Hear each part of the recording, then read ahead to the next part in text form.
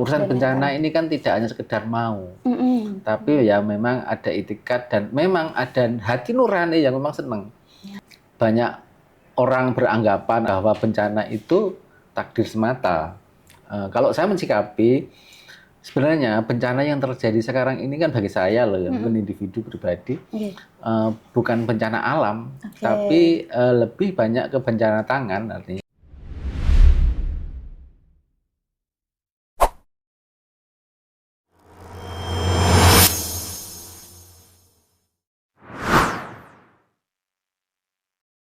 Oke, assalamualaikum warahmatullahi wabarakatuh. Waalaikumsalam warahmatullahi wabarakatuh. Halo teman-teman semuanya, selamat siang. Sampai jumpa lagi bersama saya di dalam podcast Renaissance, ngobrol santai tapi tetap bermakna. Nah, kali ini teman-teman kita akan membahas tema yang sedang tren dan lagi viral, yaitu tentang kebencanaan. Nah, Indonesia, negara kita ini terkenal dengan SDA yang sangat tinggi, tapi juga ternyata memiliki tingkat resiko bencana yang tinggi juga. Nah, pertanyaannya, kita ini sudah cukup siap belum dalam ketika ada bencana di sekitar kita? Kemudian, jangan-jangan kita terutama buat Gen Z nih, sudah kesiapannya sampai di mana? Jangan-jangan kita hanya sibuk untuk memvideokan, kemudian upload ke sosial media, selesai. Tapi kita nggak punya langkah serius untuk memiliki peran dalam penyelesaian bencana alam. Nah, di episode kali ini, saya tidak sendirian teman-teman, ada Bapak Muhammad Rofi'i, ST.MT. Iya, terima Selamat kasih. siang Pak Rofi'i. Selamat siang. Sehat Pak? Alhamdulillah sehat. Alhamdulillah sehat ya. Pak Rofi'i ini adalah Ketua MDMC Jawa Timur, sekaligus Kepala Biro Perencanaan dan Pengembangan Sarpras di Universitas Muhammadiyah Surabaya, sekaligus dosen teknik arsitektur ya, di Universitas Muhammadiyah Surabaya.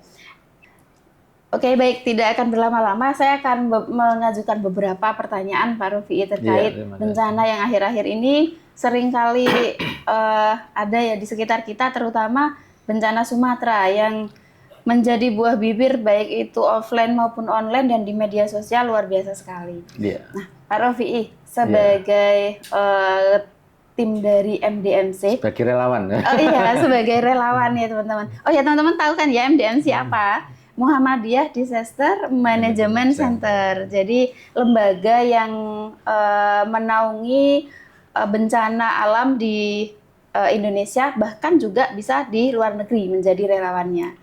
Nah teman-teman, gini Pak Rofi'i, yang sering kali ada di sekitar kita itu masyarakat awam kita seringkali menganggap bahwa bencana alam itu takdir yang diberikan oleh Tuhan dan itu bisa datang sewaktu-waktu, sekedar keinginan Tuhan aja. Nah, terkait anggapan seperti ini, menurut Bapak seperti apa ini? Baik, terima kasih. Saya buka dulu ya. Assalamualaikum warahmatullahi wabarakatuh. Waalaikumsalam warahmatullahi wabarakatuh. Jadi sebelumnya saya mengenalkan diri dulu. Saya Rofi'i, Ketua MDMC Jawa Timur. Oh iya, Jawa Timur. 3 periode dah, 4 periode kali ini. 4 periode ini Pak ya, berarti sangat dipercaya banget. Bukan karena mungkin ngurusi bencana itu memang ngurusi kondisi-kondisi yang tidak normal. Dan tidak di zona-zona yang memang dekat dengan bahaya kan seperti itu. Ya nggak semua orang mau ya. Mungkin seperti itu, mungkin banyak yang mau, cuman mungkin waktu ya. Urusan bencana ini kan tidak hanya sekedar mau, tapi ya memang ada itikat dan memang ada hati nurani yang memang senang. Selagi mereka senang di kemanusiaan urusan bencana ya nggak ada yang sulit dan nggak ada yang berat. Artinya berjalan itu ya senang, ada bencana ya tetap happy kan. Karena di sana kan menolong orang-orang yang memang tidak happy kan. Lagi kena musibah, kondisi-kondisi tidak normal seperti itu. Makanya syaratnya itu memang harus senang dulu. Baik, jadi MDMC ini dalam kapasitas lembaga ya, majelis dan lembaga yang dipercaya untuk menjadi komandannya penanganan bencana.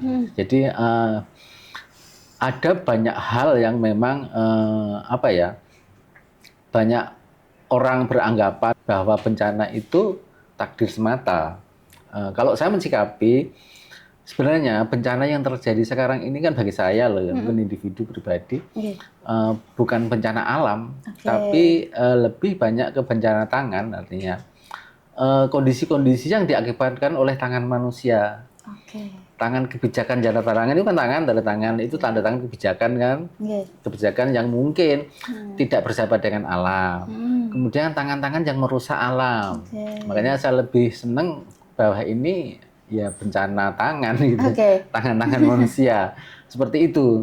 Nah, anggapan seperti ini karena kami melihat dinamika bencana hidrologi itu memang bersumber pada faktor-faktor alam yang dimana faktor utamanya adalah kebijakan-kebijakan itu dan tangan-tangan manusia yang tidak bersahabat dengan alam seperti itu. Jadi selain dari takdir ya, selain dari takdir itu memang kita dibayar lunas atas kebijakan itu. Betul.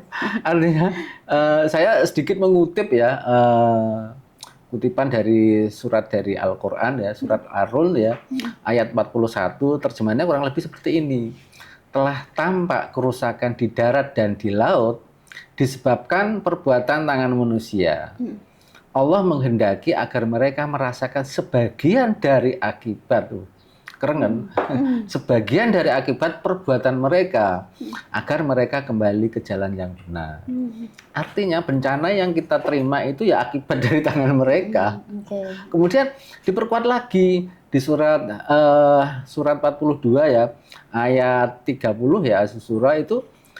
Dan musibah apapun yang menimpa kamu adalah karena perbuatan tanganmu sendiri dan Allah memaafkan banyak dari kesalahan-kesalahanmu. Artinya saya lebih senang di Sumatera itu ya. Bayangkan di Sumatera itu. Di sana itu hutan-hutan itu sekarang kan tidak banyak kan. Lebih banyak kepada tanaman kebun sawit. Kita kan tahu toh kebun sawit itu kan akarnya akar serabut. Beda dengan hutan yang tumbuh-tumbuhan liar itu kan akar tunggal. Itu kan akar serabut itu kan penetrasinya ke dalam kan tidak dalam. Tapi kalau akar tunggal penetrasinya kan dalam banget ini. Jadi bisa menyerap air. Itulah akhirnya air ini tidak mau kemana-mana. Tidak bisa masuk ke dalam tanah yang lebih dalam. Akhirnya ya membuat ya seperti sekarang ini yang kami mendapatkan tugas di Aceh dan di Sumatera Utara. Di mana kemarin emang dari data yang kami terima dari teman-teman relawannya di sana, ketinggian banjir itu sampai 6-7 meter loh, bayangkan. Tinggi banget. Habis betul. Artinya daerah yang terdampak itu betul-betul habis. Jadi itu yang kami rasakan sekarang di sana. Nah, kemudian terkait dengan pandangan ya, cara sederhana meningkatkan kesadaran risiko bencana yang apa yang tanyakan tadi terkait dengan meningkatkan kesiapsiagaan ya, terutama bagi kalangan muda ya. Jadi bagi kami kalangan muda itu yang selama ini memang harus kita beri pembekalan pengetahuan. Artinya kita harus memberi edukasi kebencanaan itu. Banyak edukasi kebencanaan itu mulai dari usia dini ya, sampai usia-usia yang memang urusan bencana kan tidak ada habisnya. Bahkan sampai di masa tua pun urusan bencana kita hadapi. Ada pembekalan atau pengetahuan sejak dini. Kenapa harus sejak dini?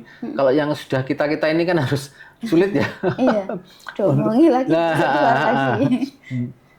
Ketika sudah ada pembekalan maka harus dipraktekkan. Prakteknya bagaimana?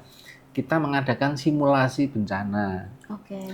Tujuannya apa? Untuk merangsang respon kita itu biar responnya tetap terjaga. Banyak kan hal-hal. Kalau kita sudah nggak respon itu kan jarang toh. Nah, contohnya beginilah. Kita ya mungkin ya kita bela diri. Gitu. Ketika kita nggak pernah belajar bela diri, ketika kita dipukul orang akan diem kan? Iya, pasrah aja. Pasrah saja. Tapi kalau kita sudah ada pengetahuan tentang bela diri, dipukul pasti ngeles. Tapi harus syaratnya sering dilatihan. Kalau nggak sering latihan, syaratnya akan lemah kayak dipukul tetap kena, tetap kena.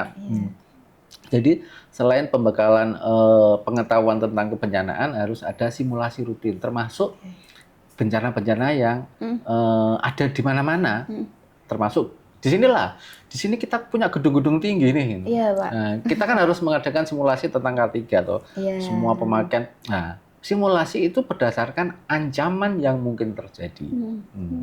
Jadi kemudian ada lagi Mas banyak ini pengembangan budaya atas keselamatan. Berperilaku kalau ada SOP-nya. Kalau kita mungkin harus SOP ya. Setelah melakukan ini apa yang harus dilakukan itu step by step harus runtut. Seperti kita memakai gedung juga sama. Kalau rem itu untuk yang disabel itu ya jangan dipakai lah. Artinya seperti itu. Kemudian kerjasama antar masyarakat atau antar komunitas atau antara penghuni. Itu penting. Kenapa? Karena supaya Gen Z ini kan, ya mohon maaf, Gen Z ini kan era berbeda dengan kita ya. Sangat berbeda.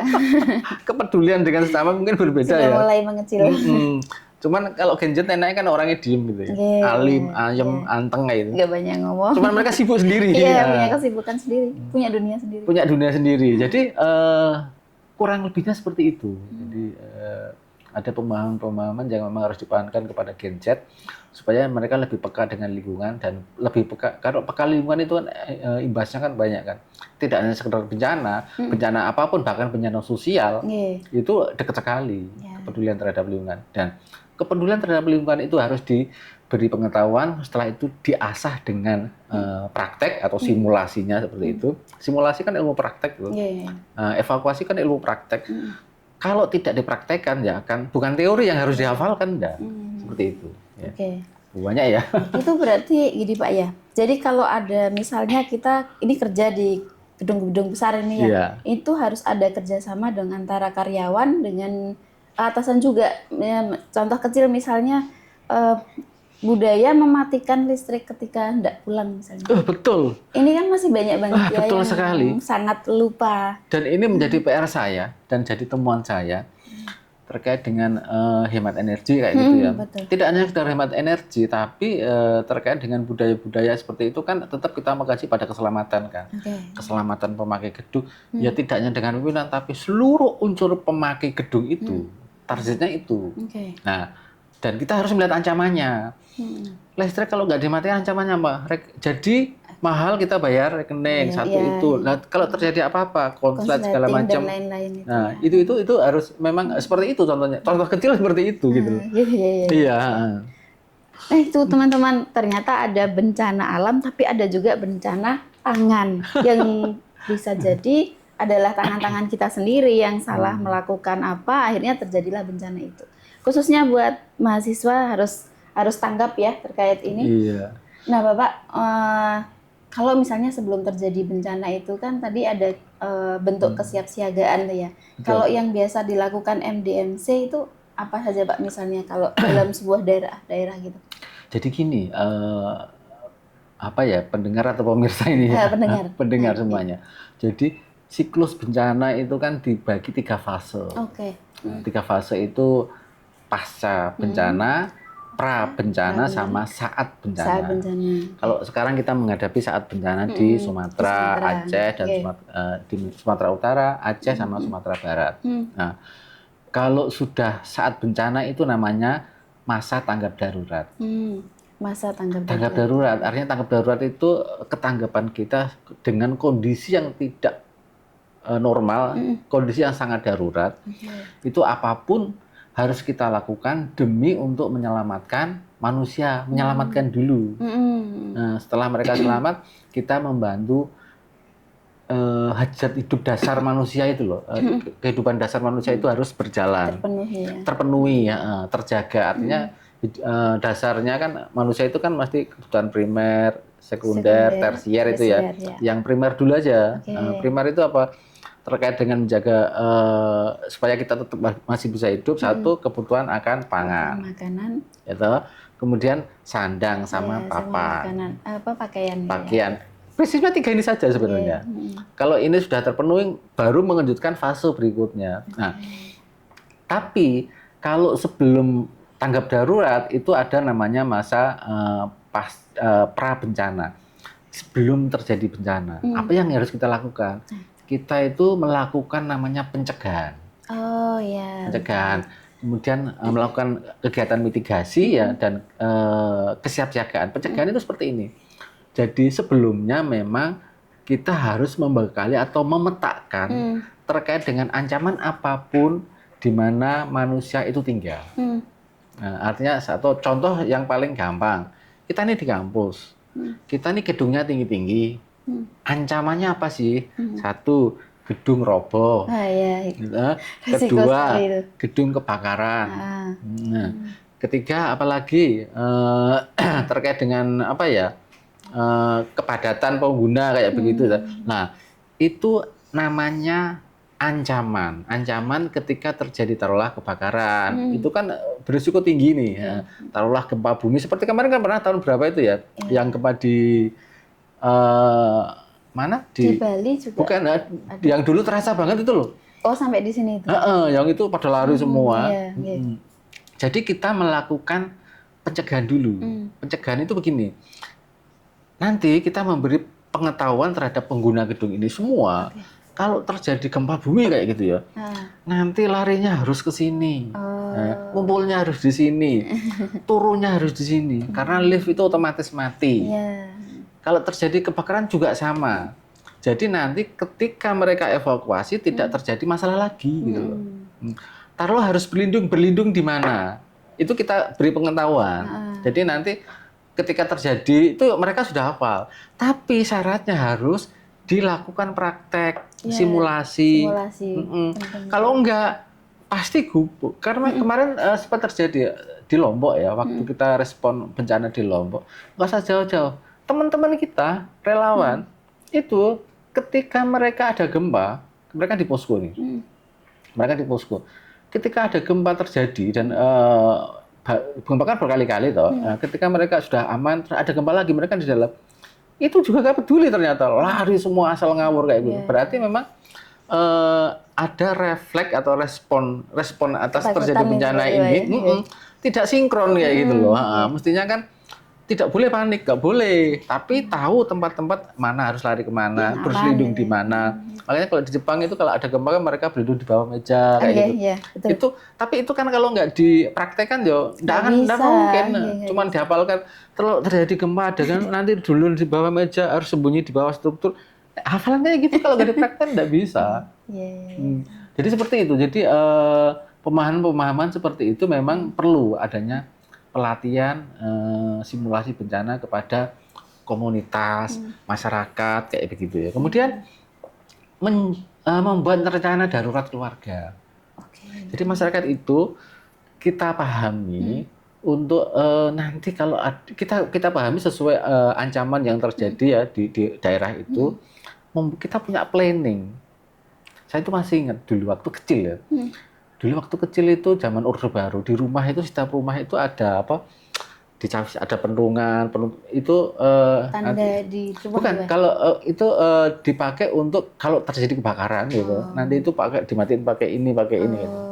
Termasuk tas keselamatan untuk obat-obatan. P3K itu ya. P3K dan isinya juga. Taruhlah kita ada apa banjir segala macam itu yang diambil dan itu ada dokumen segala macam, dokumen-dokumen penting itu harus selamatkan. Kita sudah posisinya juga mudah dijangkau, kita ngambil tinggal lari kayak gitu. Itu namanya supaya rencana darurat keluarga ini terselamatkan dulu. Kan keluarga itu penting loh. Keluarga dulu, setelah itu maka mengenalkan tanda-tanda bencana, mengenal kita. Rumah ini bocor seperti kemarin gitu. Ini atap kita kan bocor nih kayak gitu. Sebelum hujan, karena kita sudah kenal duluan toh, maka sebelum hujan supaya tidak bocor nanti kalau hujan, makanya harus kita betulin, ditempel kan. Betul. Contohnya seperti itu aja, sederhana banget. Artinya harus kenal. Rumah kita ini tiap tahun pasti kena banjir nih, pasti kena banjir. Nah, maka ada tempat-tempat khusus yang ketika terjadi banjir itu pasti aman. Evakuasinya, tempat-tempat barang yang berharga. Jadi nggak panik kita, banjir saja, nggak apa-apa gitu loh. Iya, bahkan kalau bisa kan kita harmoni dengan bencana toh. Kalau kita harmoni dengan bencana, ya ada bencana apapun nggak masalah, monggo saja, lewat saja. Iya, sigap, nggak ada masalah gitu. Kemudian melakukan kegiatan-kegiatan yang sifatnya pencegahan sesuai ancaman yang ada di daerah itu. Seperti contoh di Aceh itu, karena ancamannya banjir, diakibatkan oleh apa? Tampungan resapan air ini sudah nggak seimbang, maka mestinya harus ada reboisasi, contoh, atau kita membuat embung-embung untuk menampung air. Air ini kan punya volume, punya massa, punya tuh. Nah, ketika tempatnya nggak ada, mereka akan kembali ke tempatnya. Yang perlu kita ingat, bencana ini siklus. Curah hujan juga siklus. Gunung berapi siklus. Siklus itu artinya suatu saat akan pasti berulang. Tapi nggak tahu, mungkin jangka waktunya berapa tahun kayak gitu ya. Mungkin bisa, dan yang terjadi nanti bisa lebih besar dari yang sekarang. Artinya gitu. Banjir-banjir dimanapun di Jawa Timur seperti itu dulunya memang tempat air gitu loh. Kalau sekarang air datang, ya nggak salah, yang salah kita. Kenapa tempatnya ditempatin kayak gitu kan? Mereka akan, iya, seperti itu. Gunung berapi juga begitu, sama tuh. Ada di Lumajang. Sekarang kita juga masih di Lumajang. Jadi MDMC ini effortnya luar biasa. Artinya di Lumajang itu tidak pernah berhenti kan. Makanya kalau di Lumajang itu kita buat posko permanen. Jadi memang tak siapkan supaya mengantisipasi ketika terjadi tanggap darurat. Salah satunya seperti itu. Kemudian hidup bersih untuk diri sendiri dan keluarga itu juga penting. Seperti apa contohnya? Untuk siaga. Artinya kita nggak usah jauh-jauh lah buang sampah.